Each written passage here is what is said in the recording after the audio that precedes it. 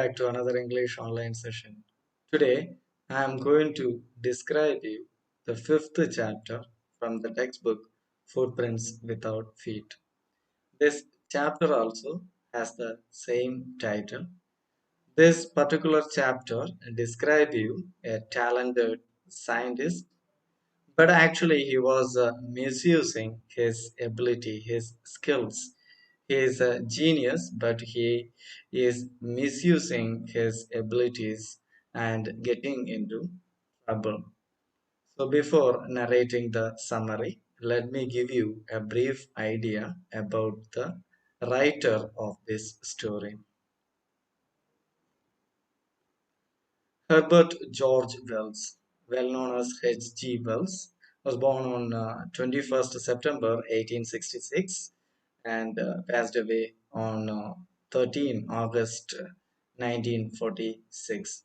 Was an English writer. He was prolific in many genres, writing dozens of novels, short stories, and works of social commentary, satire, biography, and autobiography, and even two books on recreational war games.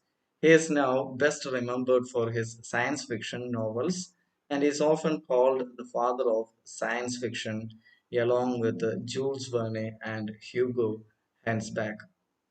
He is actually known for the science fictions. This particular uh, chapter is taken from his one of his novels, that is The Invisible Man, and this particular novel also a science fiction. Now let me explain you the lesson. Shall we start? The two boys started in surprise at the fresh muddy imprints of a pair of bare feet. So when the story starts, two boys finding imprints of the footprints and they are following it. What was barefooted man doing on the steps of a house? So they were wondering what a barefooted man doing on the stair of a house or a steps of the house in the middle of London. And where was the man? They could not see the man, but they can see the imprints, the footprints of a particular man. So they were wondering where that man gone. As they gazed, a remarkable sight met their eyes. So they were very eagerly looking at the imprints. Something remarkable, remarkable means worthy of attention or striking. Something is happening in front of their eyes.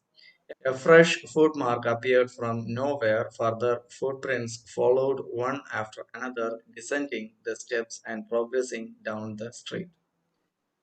Without the presence of foot, they were seeing the footprints, and it is descending on the steps and moving towards the street.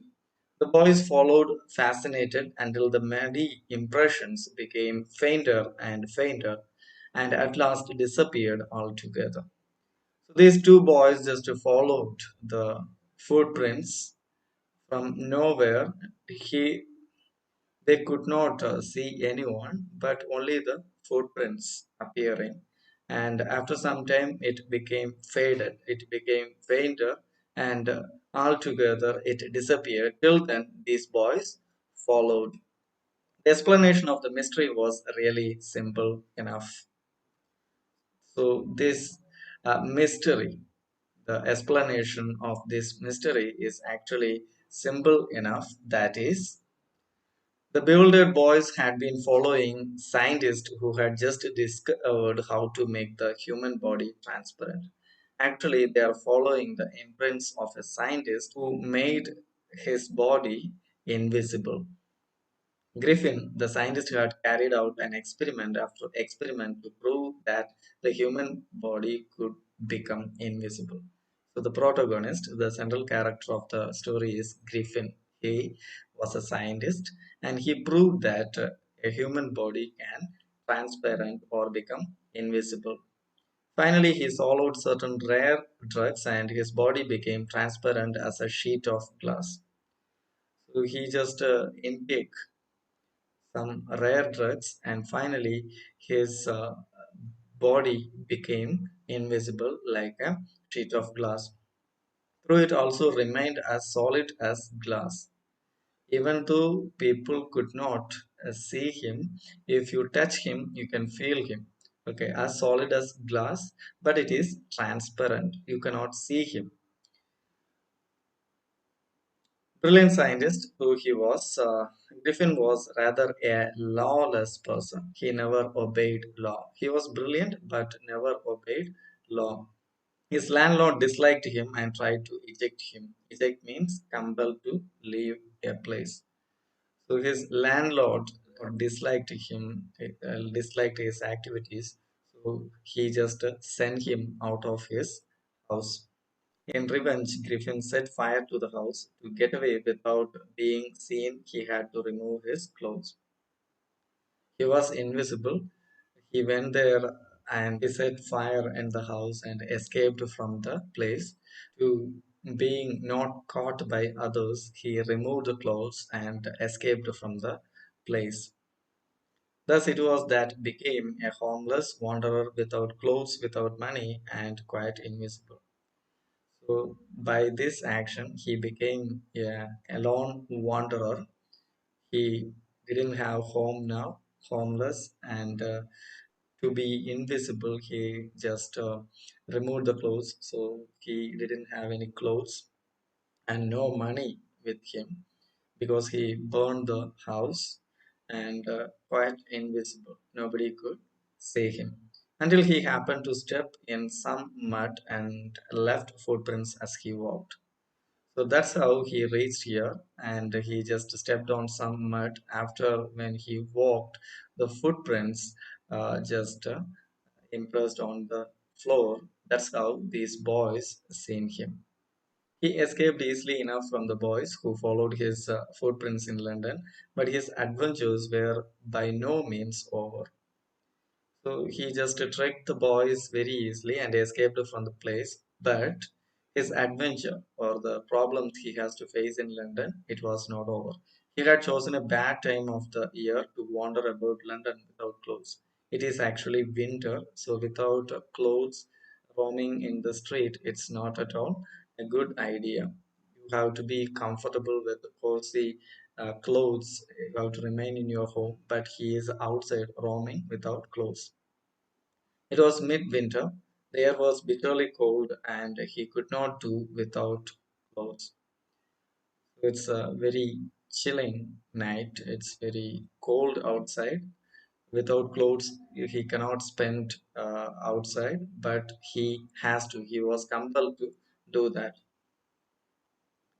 Instead of walking about the streets, he decided to slip into a big London store for warmth. Closing time arrived, and as soon as the doors were shut, Griffin was able to give himself the pleasure of clothing and feeding himself without regard to. So instead of just roaming around the street, he decided to get into one of the shops. The closing time arrived, and people just closed the door. He just hide inside the shop, and he just got whatever he wanted, clothes and other things, without spending any money. He broke open box and wrappers and fitted himself out with the warm clothes. He opened the covers and took the clothes and just covered himself comfortably. Soon, with the shoes, an overcoat, and a wide brimmed hat, he became a fully dressed and visible person. When he wore a dress, he became a visible person. He just took a overcoat, wide brimmed, like a round hat, wide brimmed hat, and he became fully dressed enough. In the kitchen of the restaurant, he found cold meat and coffee, and he followed up the meal with sweets and wine taken from the grocery store. So he took some meat, cold meat, and coffee. And after that, he just took some sweets and wine from the grocery store. Finally, he settled down to sleep on a pile of quilts. He just settled down on a pile of quilts comfortably. He just laid there. If only Griffin had managed to wake up in the good time, all might have been well. Before the people arrived, the people, the shopkeepers arrive. If he wake up and leave the shop, it is better for him. Otherwise, he get into trouble. As it was, he did not wake up until the assistants were already arriving next morning. When he saw a couple of them approaching, he panicked and began to run. He couldn't wake up on time on the next day. The assistants came there in the shop. When he saw them, out of fear, panic means out of fear, he just started running. They naturally gave a chase. In the end, he was able to escape only by quickly taking off his newly found clothes. So the assistants, the workers in the shop, they also chased him. After some time, he removed his clothes so the other people could not see him. That's how he escaped from the place. So once more, he found himself invisible but naked in the chill January air. So once again, he became invisible, removing clothes, but the chilling air, the winter season, just make him uncomfortable.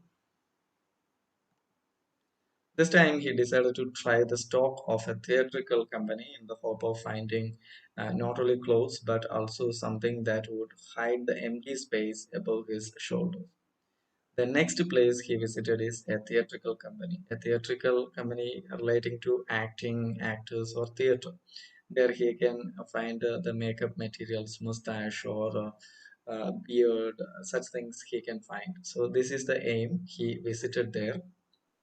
Shivering with the cold, he hurried to Drury-Lane, the center of the theatre world. He soon found a suitable shop. He made his way, invisible, upstairs and came out a little later wearing bandages around his forehead, dark glasses, false nose, big bushy side whiskers, and a large hat. So he found a suitable shop and got into it, and he took a few things to cover himself. He covered his face or above shoulder with bandages, and he just wore a dark glass, hide his eyes, and false nose. His nose is not visible, so he just kept a false nose and a big bushy side whiskers like a big mustache, then and a large. Almost he covered his face with all these things. To escape without being seen, he carelessly attacked the shopkeeper from behind. Carelessly means show an intensive and cruel disregard for others. So very brutally, he just beat the shopkeeper to escape from the place. After which he robbed him of all the money he could find. Eager to get away from the crowded London, he took a train to the village Iping, where he booked two rooms at the local inn. And he took all the money from that particular shop and escaped from the place. London is a city, a crowded place. He can be easily spotted. So he just took a train and just went to an interior village named Iping. There he took two rooms in a inn. Inn means a pub or typically on in the country in some cases providing accommodation like a lodge. He took two rooms there. Arrival of a stranger at an inn in winter was in any case an unusual event.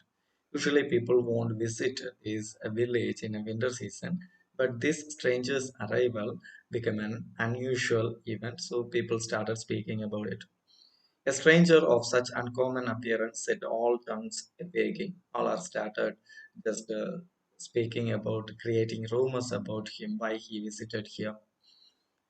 Mrs. Hall, the landlord's wife, made every effort to be friendly, but Griffin had no desire to talk and told her, "My reason for coming to Iping is a desire for solitude."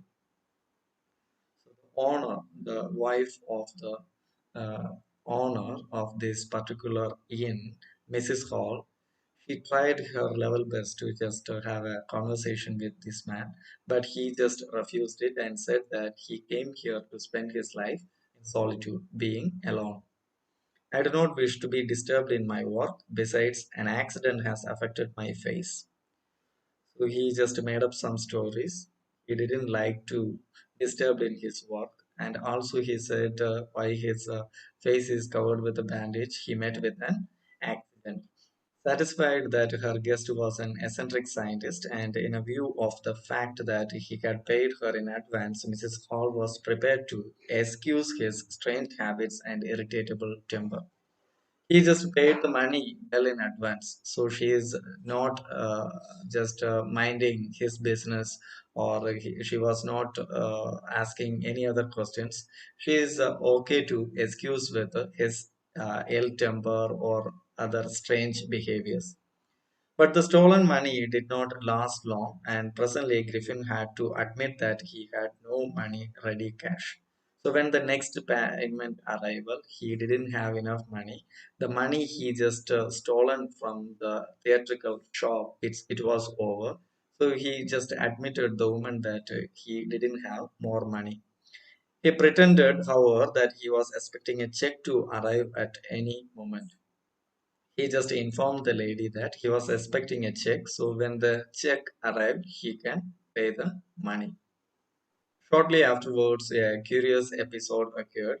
Very early in the morning, a clergyman and his wife were awakened by noises in the study. Study means the study room, like a library. After that, an incident happened. A strange incident happened. The clergyman of that place and his wife woken up by a strange sound from their study room. Creeping downstairs, they heard the chink of money being taken from the clergyman's desk. So from this church, they just collect money from the service that kept in the clergyman's house. The money, the coins, the chinking sound of the coin heard from the steady. They were just slowly coming down from the upstairs to check what exactly happening there. Without making any noise and with a poker grasped firmly in his hand, the clergyman flung open the door. Just took a poker, a metal rod, and without much making noise, just reached the door of the study, and suddenly he just opened the door. Surrender. Then, to his amazement, he realized that the room appeared to be empty. He just said surrender. He thought that someone is trying to steal the money, so he just said surrender, but nobody was there. He and his wife looked under the desk and behind the curtains and even up the chimney. There wasn't a sign of anybody. They checked everywhere, like behind the curtain or chimney, everywhere, but they didn't find any person's presence in the house. Yet the desk had been opened and the housekeeping money was missing. When they come back and check the desk, it was opened and the housekeeping money was missing. Extraordinary affair, the clergyman kept saying for the rest of the day, but it was not as extraordinary as the behavior of Mrs. Hall's furniture a little later that morning. So he declared that it is an extraordinary affair, something very strange, like a witchcraft. But after that, something happened in Mrs. Hall's house a little later in that morning that is not that extraordinary like it happened in the clergyman's house. Let's see what exactly happened. The landlord and his wife were up very early and were surprised to see the scientist's door wide open. On that particular morning, these two people, the landlord and his wife, Mr. and Mrs. Hall, they woke up very early morning and they found this scientist room door was open, wide open. Usually it was shut and locked, and he was furious if anyone entered his room. Usually it kept closed, and even anyone just try to meet him or knock at the door, he just get angry. The opportunity seemed too good to be missed. They peeped round the door, saw nobody, and decided to investigate.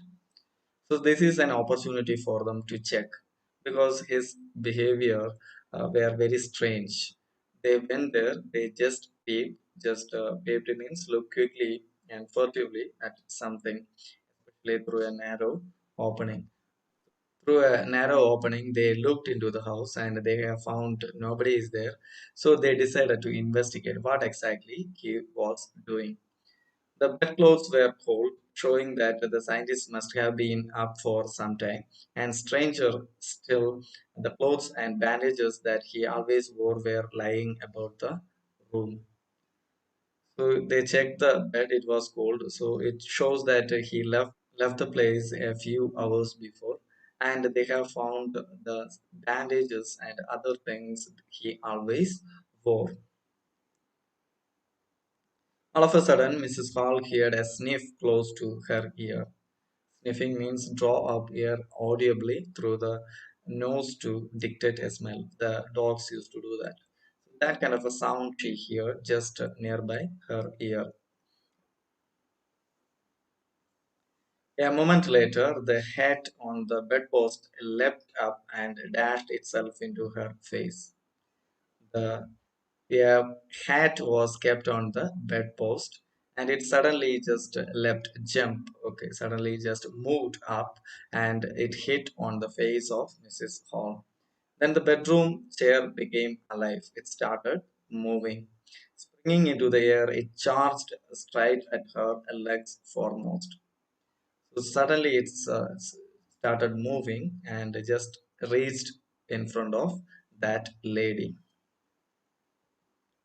And she and her husband turned away in terror. The extraordinary chair pushed them both out of the room and then appeared to slam and lock the door after them. This particular chair just pushed these two people outside. They became terrified, became very afraid, and after they left the room, the door was slammed.